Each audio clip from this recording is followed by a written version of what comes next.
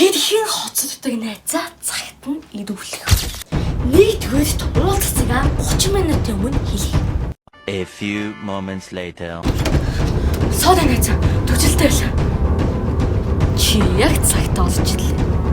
Хоёр тухайнаар хоцорч ядсан нь хоолнод.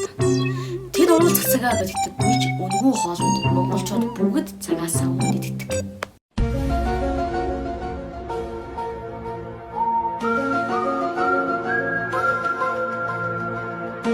Нээз чи хаана гон би ирчлээ. Гурав тухайлаад нээзийнхаа гэдэгт очиж уулзах.